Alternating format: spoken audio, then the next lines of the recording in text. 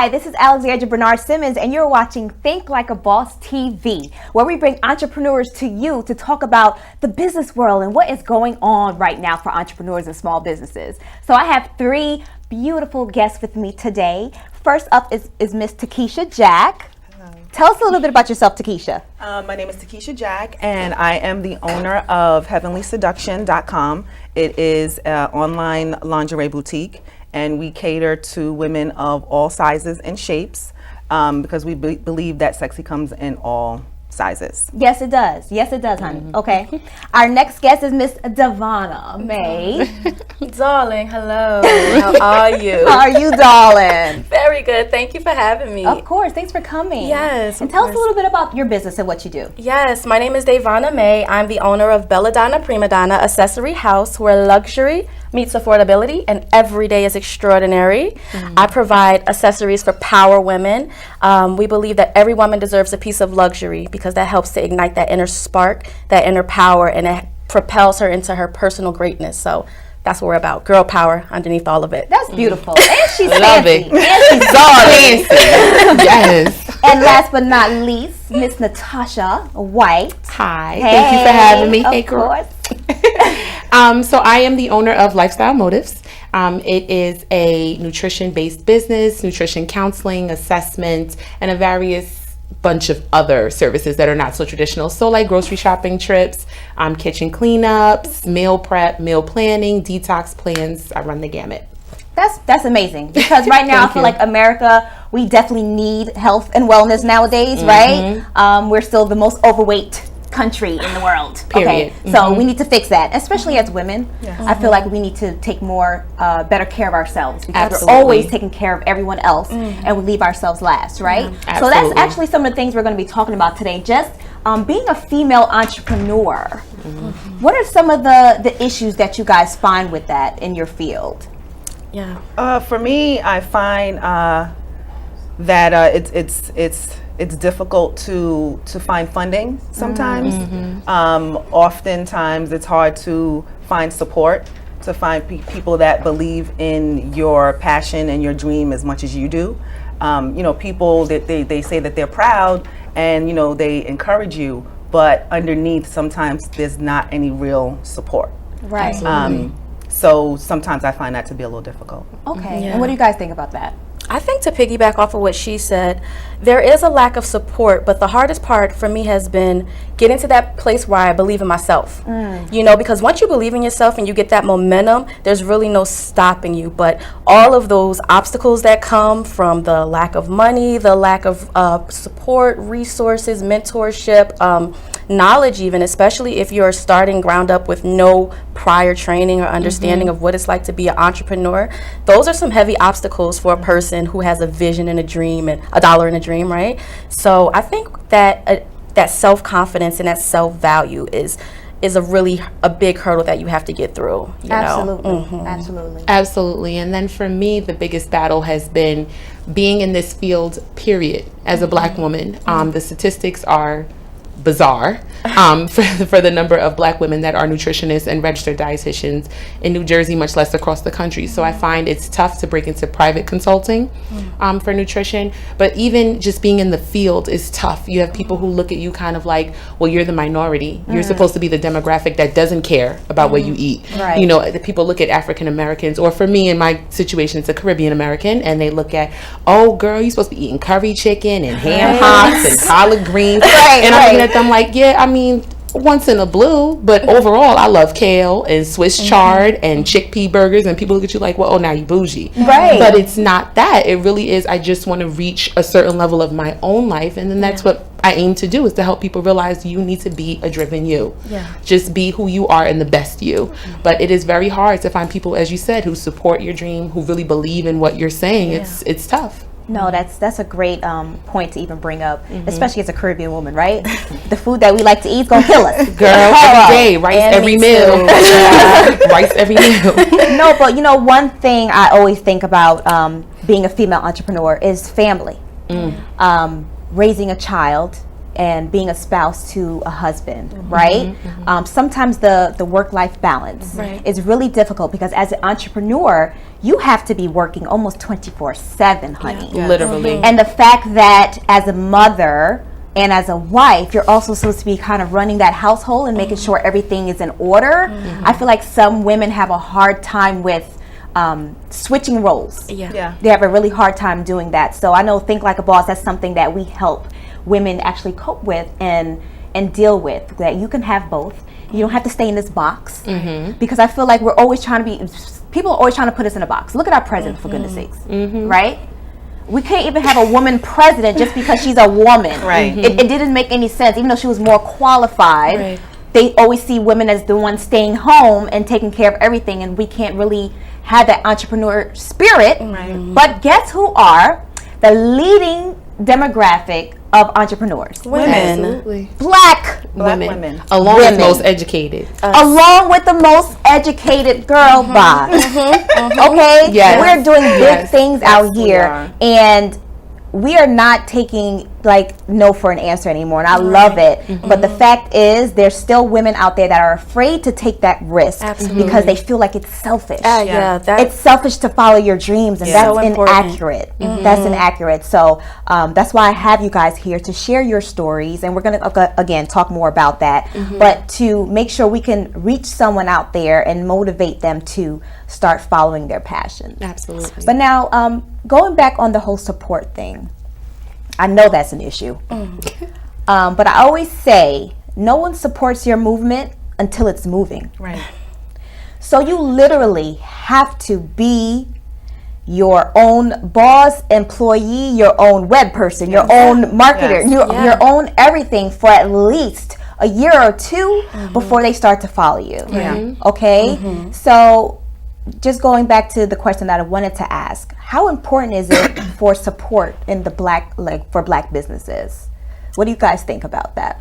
I feel that it's important for us to support one another because we're spending money in communities, and it's not coming back to us. And the only way that we can build each other is to support our own businesses. So that way, when one business blossoms, then that person can go and help another business blossom. And then that way we can keep our dollars within our community and help build each other up. Like other races. Girl, you took it right out my mouth. I was waiting for her to finish. There are other very races true. that are very successful because they support one another, and they're not trying to drag each other down. There's no competition. When one person succeeds, they feel that they're successful as well. So that's why I feel it's important. Yeah, no, absolutely. Coming from that, like you said, with the other races, there are so many that, again, having a Caribbean background, a lot of my family has come from Jamaica, both sides. And even though I find it's a little more far-fetched in America, that whole, a mom being separated from her child, or, sending this person over to America to work and send money back, it makes sense. And if we did the same thing here within our own demographic, we would be way more successful. There's nothing wrong with co-owning a store, or everybody pooling their money together to open something, to have a business, to do this, to do that.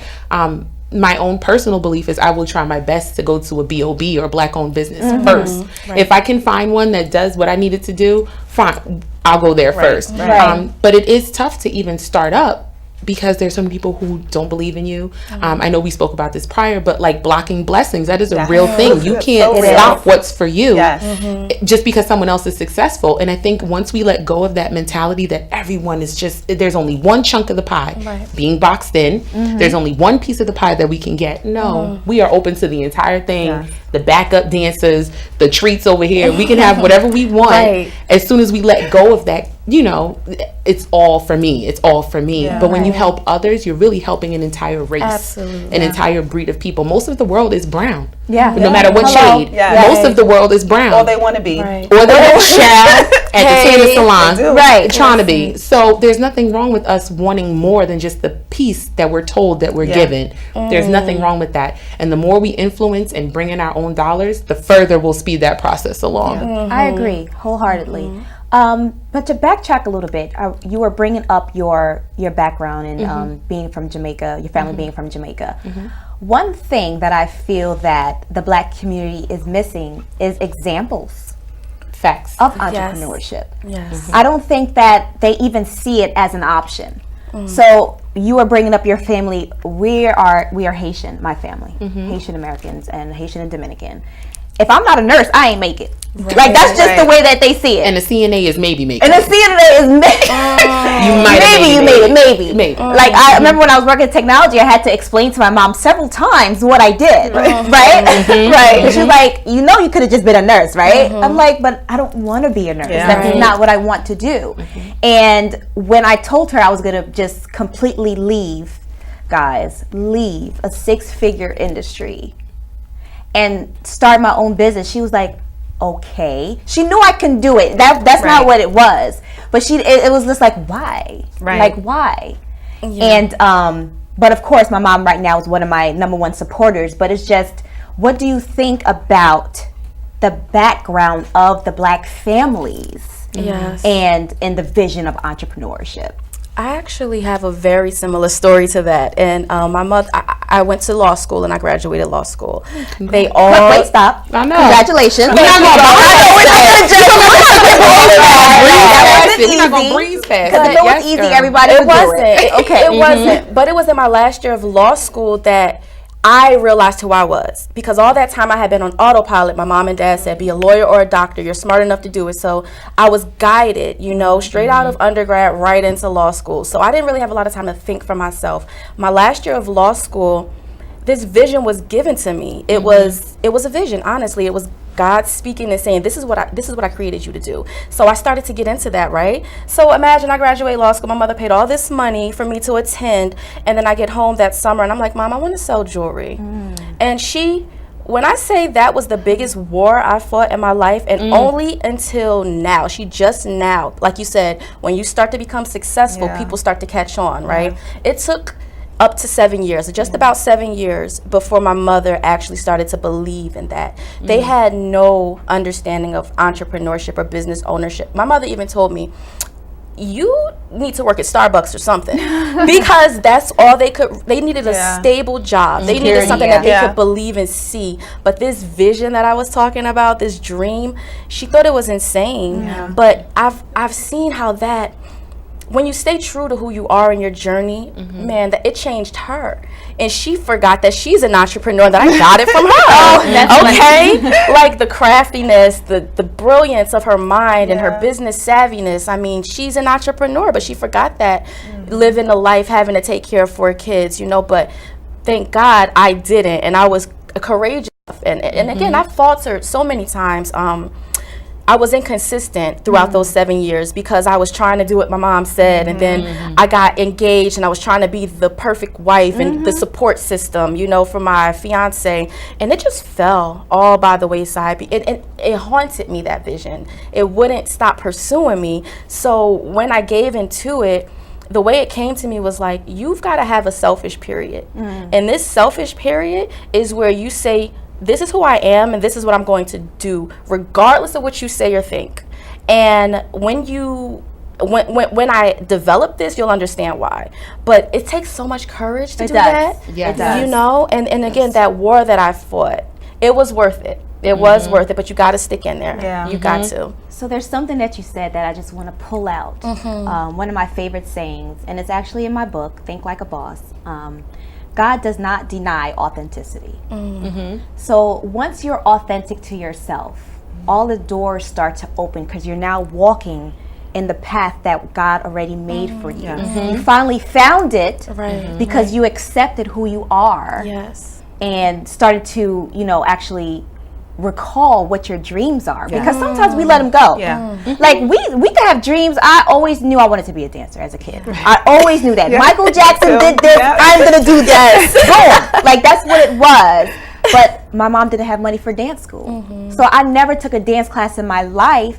but still ended up being a professional dancer touring the world. Right. Wow. And it's just that you just have to stay authentic to what you really love. And I feel like people forget that along the way. You have responsibilities. You have your parents telling you what you should do. It's funny that you mentioned your mom was an entrepreneur. She knows what the passion is, but she probably didn't want you to struggle. Yes. Right? Because that struggle, That's the mommy thing. Listen. Yeah, and it is real. that struggle for entrepreneurs, guys, I mean, up all the time. Yeah. Sometimes your business is up and sometimes it's down. Yes. And when it's down, it is down. Yes. Usually. Like, am I going to eat this month? I'm kind of hungry. Yeah, today. I'm hungry. Definitely Am I can't going to eat oodles and noodles? Let me eat this air sandwich and do this. Like for me, it's like, let me put this air sandwich next to my computer and work on this meal plan. Like Coffee it really is. kills the appetite. Just green saying. tea all day. Yes, yes. So that's something that we just have to think about, and we just want to make sure, because we're a new generation. Yeah. We're a new generation now, and we are now the examples for the girls and the boys that are coming up. And I think representation is what's important. That's why Obama and Michelle being in the office Right. Yes. was so important. It really was We needed important. it. Because we really needed that, because now success looks different. It doesn't look like, Waka Flocka Flame. More Like, attainable, right. it looks Absolutely. like the president of the United Yes. States, Absolutely. not just athletes and rappers and things good. like that. And I feel like the way we can change the ideology of the Black community is being the change we want to see. Yes. Absolutely. So each one teach one. I started the Think Like a Boss program in Brooklyn. We have one in Queens.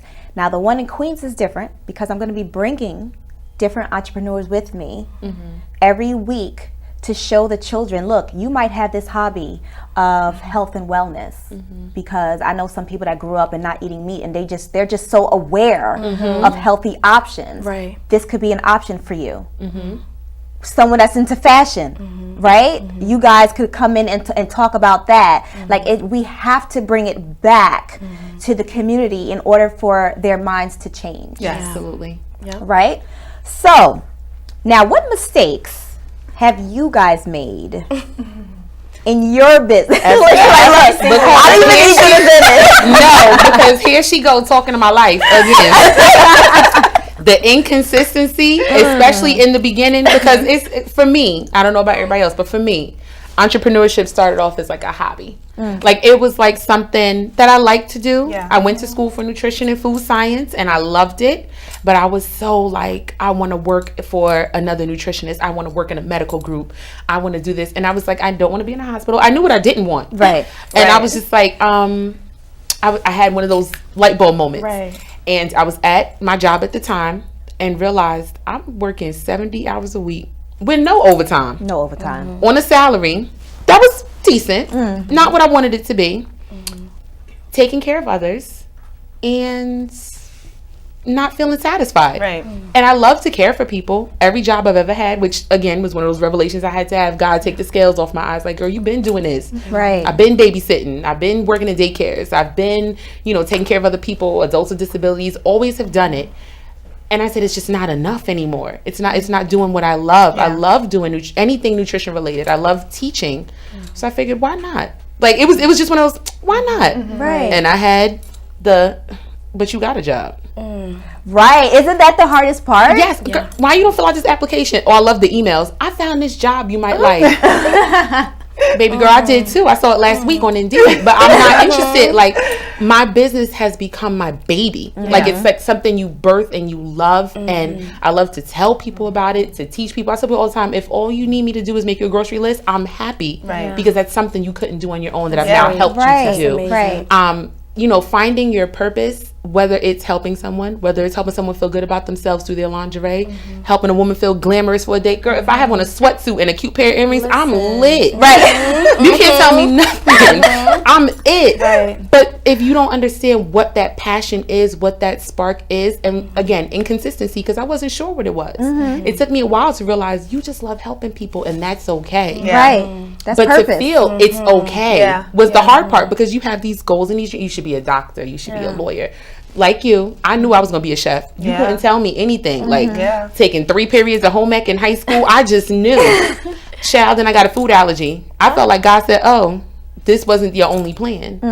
Now I have an adult food. I didn't get food allergies till I was a full-grown adult. Wow. Never had them. So I said, all right, I'm gonna deviate. I see you. I'm gonna move. And then I started doing nutrition and fell in love with it. Yeah. And you get judged. I mean, I get judged. People see me and they're like, oh, you're not a size 2. That's fine. But I'm 75 pounds lighter than I was. And I did it the old fashioned way. Right. So everyone is at a different space in their journey. And being an entrepreneur, sometimes you feel very exposed. Yeah.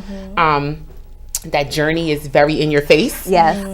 And sometimes you get told about yourself and people don't even mean to, but you have to look for the positive in all of it. And entrepreneurship is tricky in that way. You have to have a certain level of courage, of strength. And for me, it's been faith.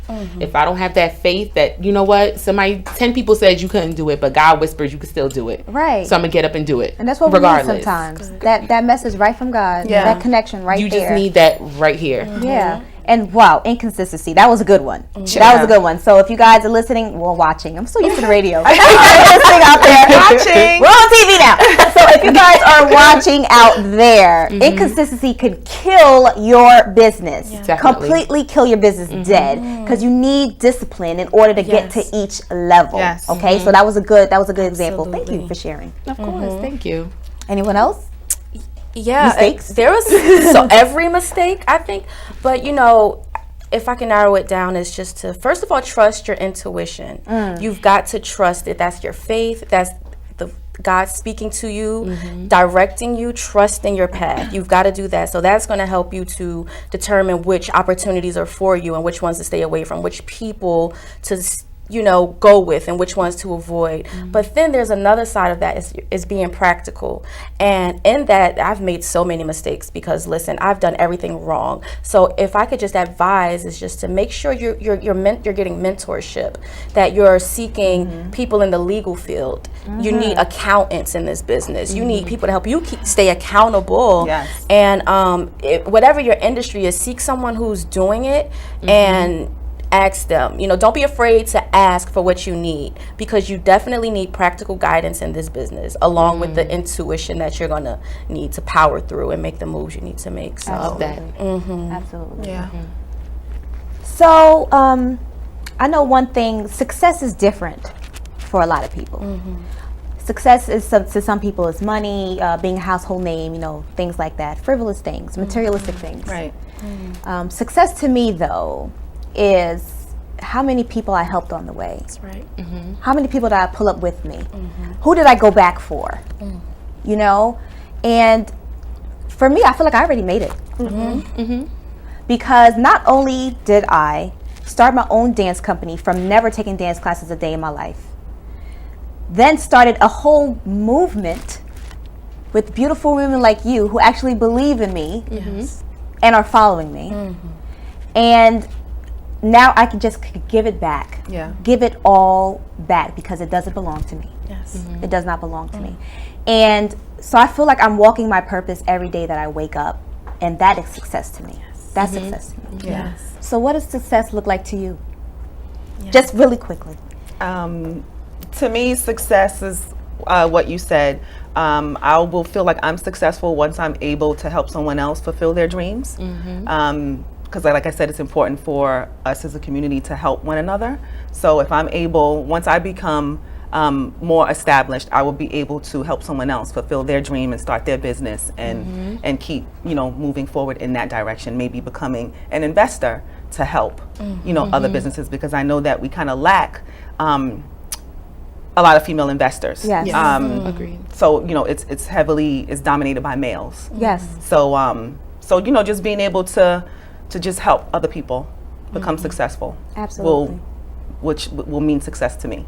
Perfect. Pulling out the gifts in other people, letting them live vicariously through me. Like, I just get up and I go and I try it. And people are like, well, I can try it too. She did it, shoot, I can do it too. So giving them that energy or that example that, yeah, you can do it if you just try, if you just believe, and we mentioned earlier, just empowering. It's a momentum that picks up, but just empowering people to just be their best and do their best and live their highest purpose. When you give, even if you give it from a place of lack, even if you don't have the money, you can, that's been my biggest blessing, was just giving when I didn't really have it, whether it be a free piece of jewelry or a compliment. Give and you'll receive so much more. Yeah. Okay, guys, thank you so much for coming today. This was the you. first Think Like a Boss show, and you guys made it perfect. So thank you so much Thank you for having us. We Thank appreciate Everyone it. else, catch us on the next show. It's going to get bigger and better from here. Yes, Thank you so thank much. you. Thank you, ladies. Thank you.